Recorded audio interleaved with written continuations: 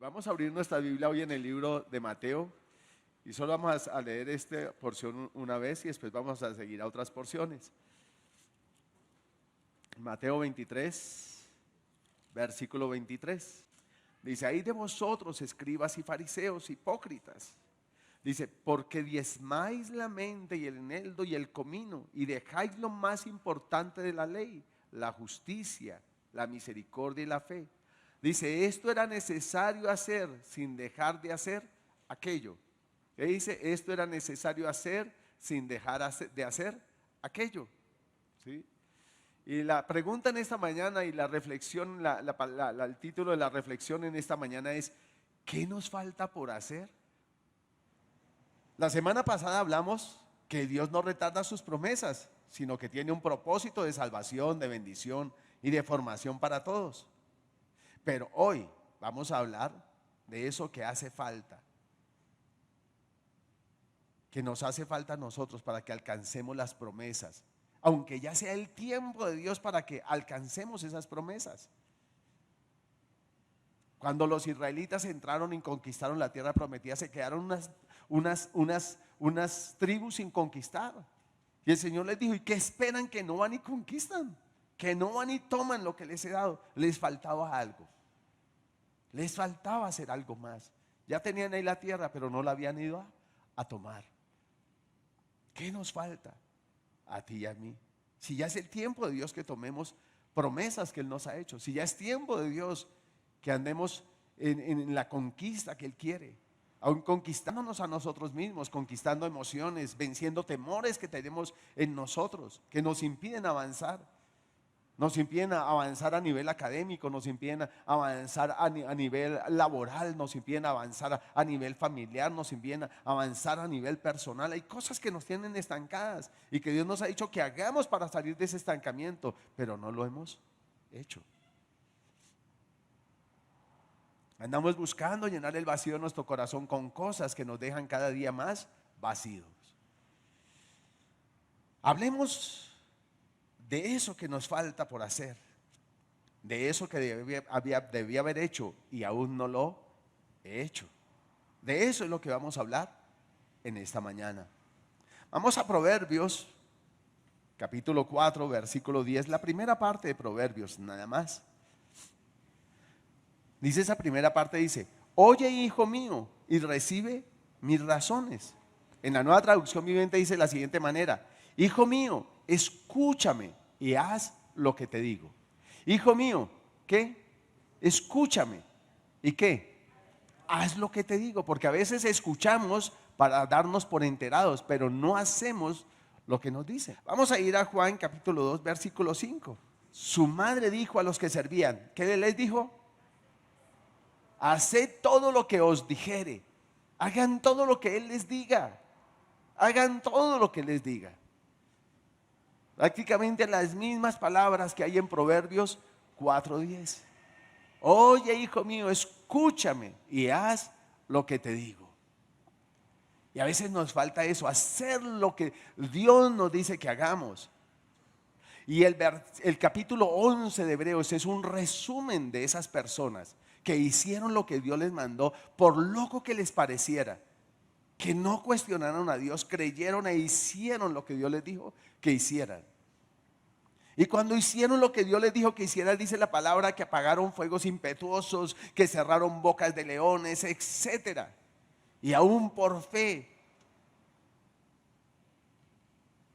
recibieron cosas en el espíritu, por fe las recibieron sin haberlas visto físicamente, pero ellos las vieron y las creyeron, y hoy nosotros las estamos disfrutando como la venida del Mesías. Pero sigamos aquí. También hay en ejemplos en la palabra de los que no alcanzaron las promesas porque hubo algo que no hicieron, algo que les faltó hacer. Veamos algunos de esos así por encimita. Acán, conquistan Jericó. Dios les dice que destruyan todo en Jericó, que todo eso Él lo consagraba para ser anatema, para ser destruido. Y ellos perdieron la batalla en Ai.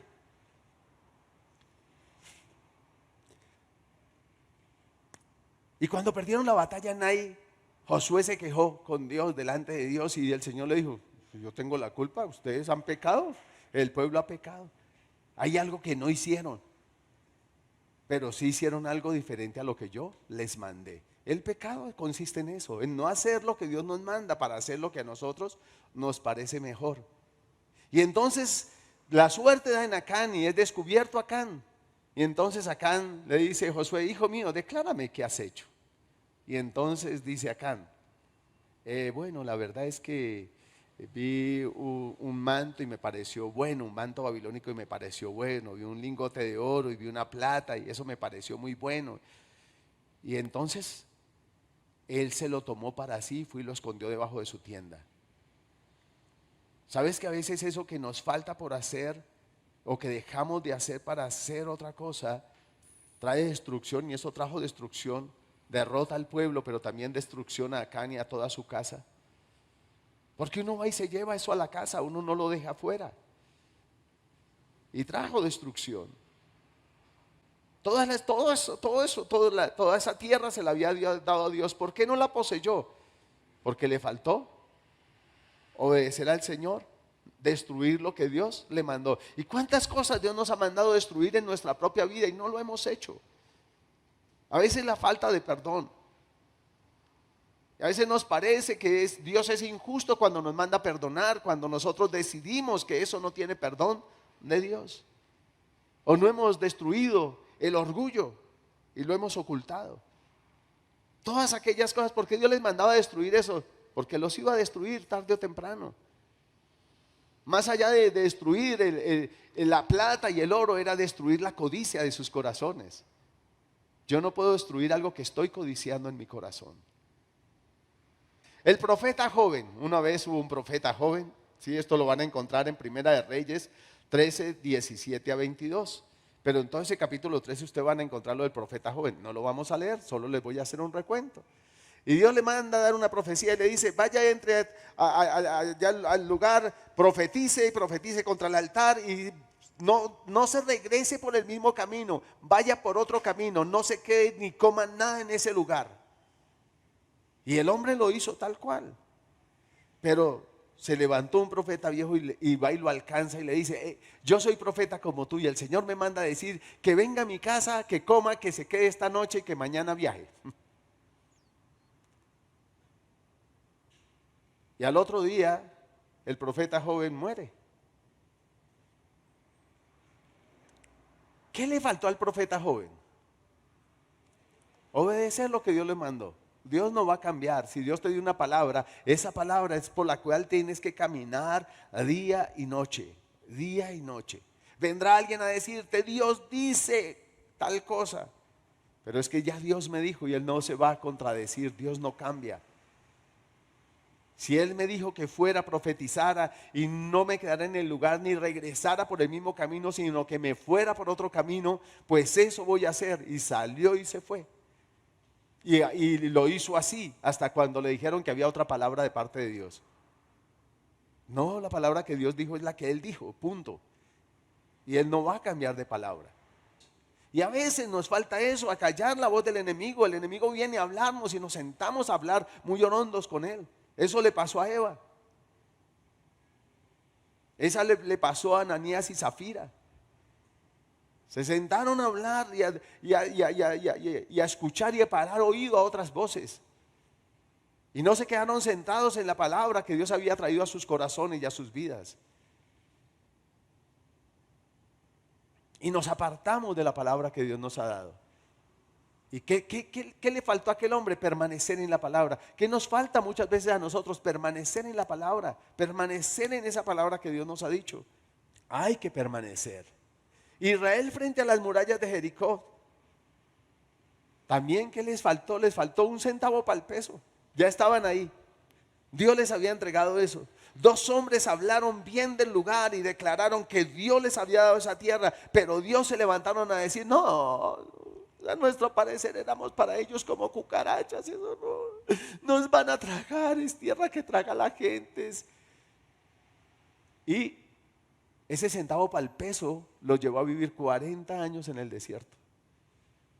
El centavo para el peso, ¿cuánto daño hace? Ese pasito que no nos atrevimos a dar era el más importante, el más vital. Y Dios hoy nos está diciendo, vas a dar ese paso que no has dado. Saúl, ¿sabes que lo que Dios quería de Saúl no era simplemente hacerlo un rey? Gobernó 40 años. La promesa de Dios era levantar una dinastía de él.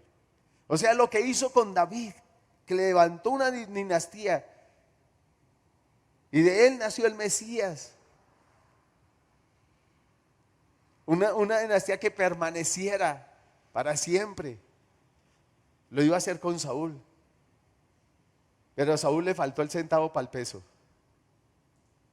Esperar un poquito, era un poquito, 5 minutos más, 10 minutos más, 7 minutos más. ¿Sabes que a veces le pedimos al Señor y estamos orando y le hemos pedido y levantamos las manos y miramos el reloj y le decimos, Señor, ya se hizo tarde, chao? Y nos paramos y nos vamos y lo dejamos ahí con la respuesta. Porque nos faltó el centavo para el peso nuevamente. Y este es tiempo de que tú y yo permanezcamos allí en su presencia, en medio de nuestros afanes, en medio de nuestras carreras, en medio de nuestro cansancio. Dios en el libro de Hebreos nos insta a hacer su voluntad como medio para alcanzar sus promesas. Vayamos a Hebreos. Hebreos capítulo 10, que es la antesala, esos versículos son la antesalas de Hebreo 11. No perdáis pues vuestra confianza, que tiene grande galardón. Confianza allí es también fe. No perdáis vuestra fe, que tiene grande galardón. Porque os es necesaria ¿qué? La paciencia. ¿La qué? La paciencia. Para que habiendo hecho ¿qué? La voluntad de Dios, ¿qué? Obtengáis las promesas. Cuando vemos que Dios se demora, nos vemos tentados a hacer muchas cosas y una de esas es desobedecer, no seguir haciendo la voluntad de Dios. Ya no quiero orar, ya no quiero cantar, ya no quiero congregarme, ya no quiero, ¿sí? Y empezamos a hacer otras cosas que me van a empezar a alejar de Dios, que me van a empezar a enfriar en esa relación con Dios. ¿Sabe cuántos no han atendido el llamado de Dios porque dicen, Señor, primero mi carrera? Después, Señor, me casé, la luna de miel. Señor, estoy embarazado, cuando críe los hijos. Y empezamos a llenar Dios los tesoros en nuestro corazón y finalmente nunca atendimos el llamado de Dios. ¿Saben que Naamán se iba a regresar con su lepra para su casa? Se iba a regresar leproso. Y cuando el profeta le dijo que qué tenía que hacerse, que bañarse 7 veces en el río Jordán, se puso histérico el hombre, entró en cólera, no mandó matar al profeta porque no sé de vainas. ¿Ah? Y agarró sus corotos y me voy. Bravo. Yo esperaba que el profeta hiciera esto, aquello, esto otro. Hay mejores ríos, este río está cochino. Además yo me bañé antes de venir. Y se iba a devolver con su lepra. ¿Qué le iba a faltar a Naamán? El centavo para el peso. Obedecer. Y entonces le dice 7 veces, ¿y por qué una nomás? Mejor una. Vaya, dígale al profeta que negociemos. Negociemos 2 bañadas para que el profeta le dijera no, 7, está bien, 3 bañadas, partamos diferencia, profeta, 3 bañadas y media, porque a veces queremos negociar lo que Dios nos manda. Claro, el profeta no negoció, se iba a ir bravo, no iba a hacer ni una. Pero si se mete en el río y se baña una vez, y se baña 2, y se baña 3, y ve que nada está pasando, y se baña la 4ª vez, la 5ª vez, la 6ª vez, y está tan leproso como en la primera bañada, ¿usted y yo qué hacemos? ¿Escucho propuestas? ¿Cómo? ¿Se cansa uno? Lo más seguro es que la incredulidad está empezando a embargar el corazón porque nosotros somos muy visuales y muy de sentires. Ahí está. El espejo. Ay, ahí está. Ahí está. No ha pasado nada. ¿Para qué me voy a sumergir una vez más? ¿Para qué voy a esperar? Voy a salir igual. Los pensamientos que empiezan a atropellar nuestra mente, nuestro corazón, nuestros sentimientos, nuestras emociones, y todo nos dice: perdiste el tiempo. No te bañes una vez más, vas a salir igual. Porque nada le fascina más al enemigo que tú y yo abandonemos cuando nos falta el centavo para el peso. Que desistamos de la carrera, que paremos. Pero cuando se mintió la séptima vez, salió limpio. Él no dejó que le faltara el centavo para el peso. ¿Y tú y yo vamos a dejar que nos falte el centavo para el peso? ¿Y tú allí, casa, vas a permitir que te falte el centavo para el peso? Si Dios dijo, no hará. Si mandó, no lo ejecutará. Él lo va a hacer.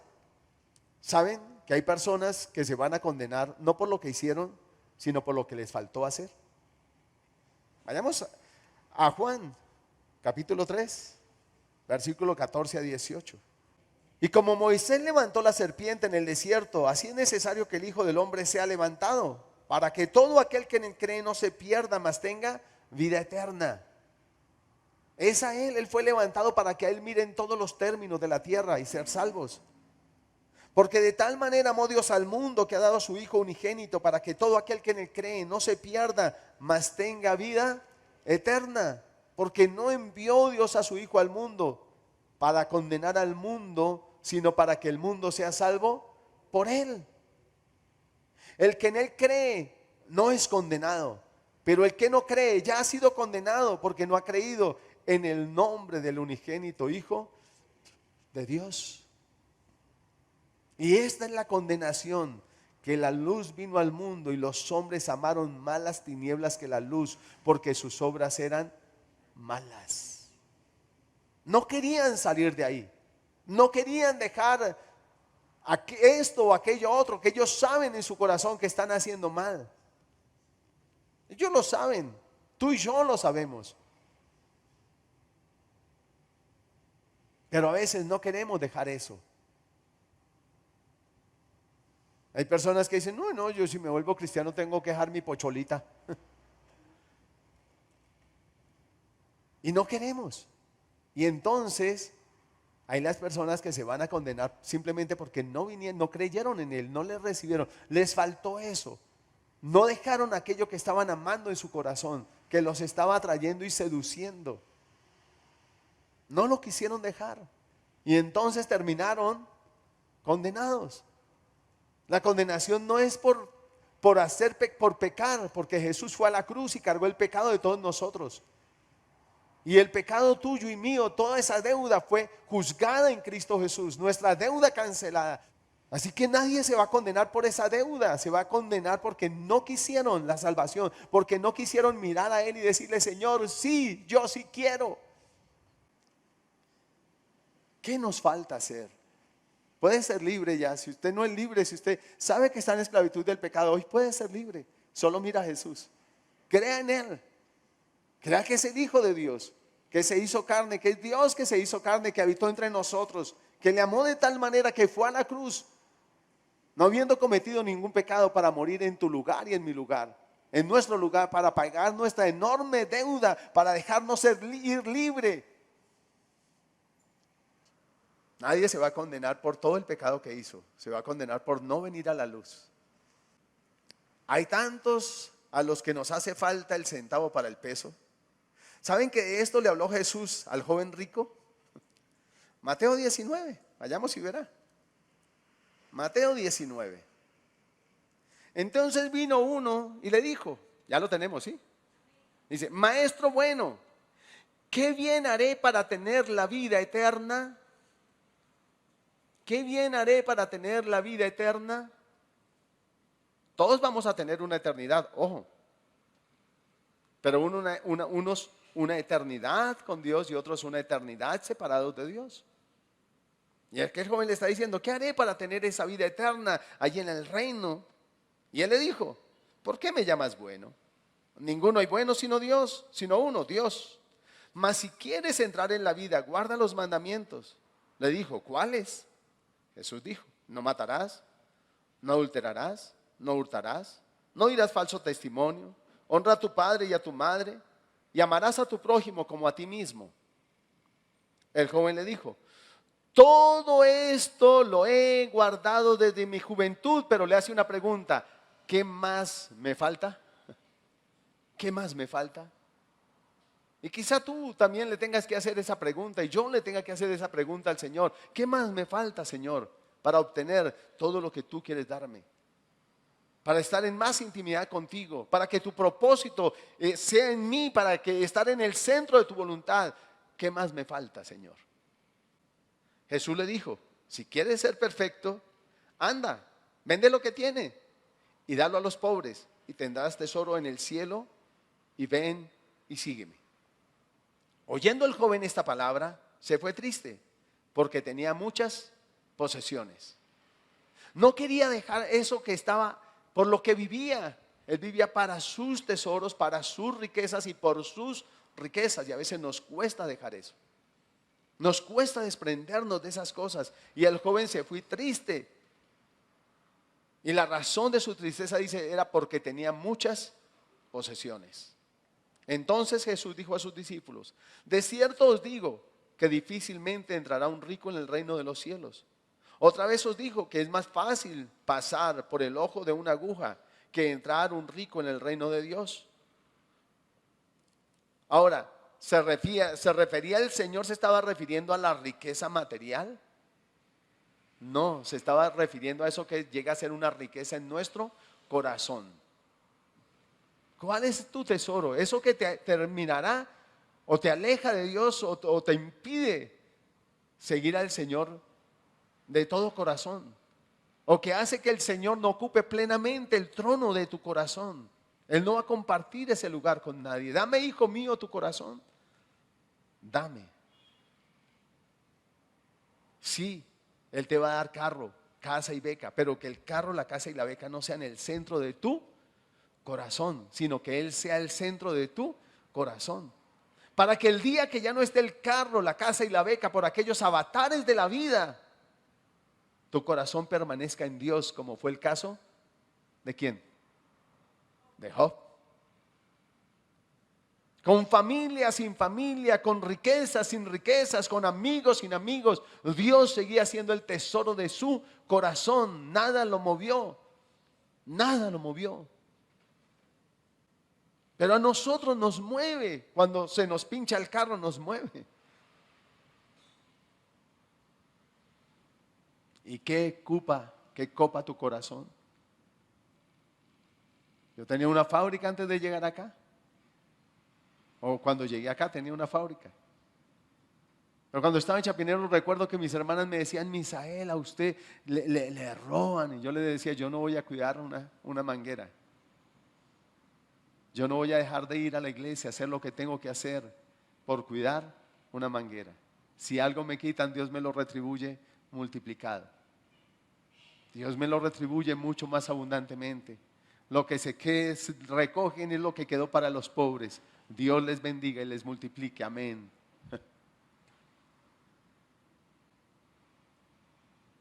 Y Dios hasta aquí me ha bendecido y me ha ayudado. Y me ha prosperado. Y me ha hecho fructificar. Pero les decía, yo no voy a estar 24 horas allá metido. He trasnochado como fuera. Llegaba a la iglesia, llegaba a la congregación, daba consejería los jueves. Muchas veces llegué a trabajar, prender máquinas el domingo en la noche y apagarlas el miércoles en la tarde. Iba a dormir un rato y me iba para el culto. Al otro día entregaba mis pedidos y por la tarde me iba a consejería. Sábado estaba en jóvenes, si podía ir al ayuno, estaba en el ayuno. Pero la fábrica no se convirtió en el tesoro de mi corazón. Se convirtió en un instrumento de Dios para forjarme, para formarme. ¿Cuál es ese tesoro de nuestro corazón que me lleva a no hacer lo que debo hacer? Quizá el cuestionar a Dios, porque muchos cuestionamos a Dios. A veces cuestionamos lo que Dios nos manda, lo que Dios nos dice. Y hay muchas otras cosas, pero yo no le voy a nombrar cosas. Ya creo que Dios nos ha estado nombrando cosas y tú y yo sabemos cuál es el tesoro de nuestro corazón.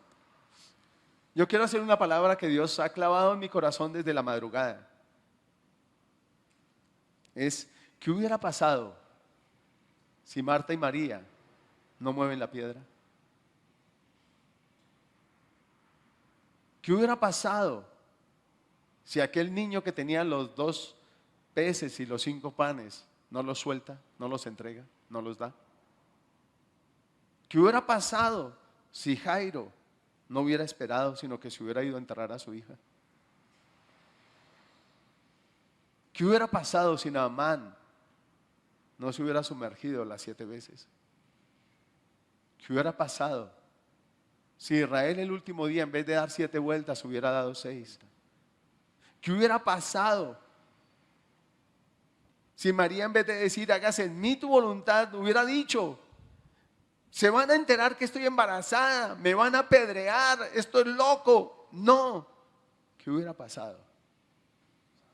¿Sabe cuántas vidas quería Dios tocar a través de esa ofrenda de ese joven rico a todos los pobres? ¿Cuántas vidas hubieran sido tocadas? Seguro que él no se hubiera empobrecido, porque dice la palabra que cuando le recomienda a Israel: dejen ahí, no raspen el terreno hasta lo último, déjenlo ahí, es para los pobres, por esto te bendecirá Dios, por esto te bendecirá Dios. ¿Qué hubiera pasado?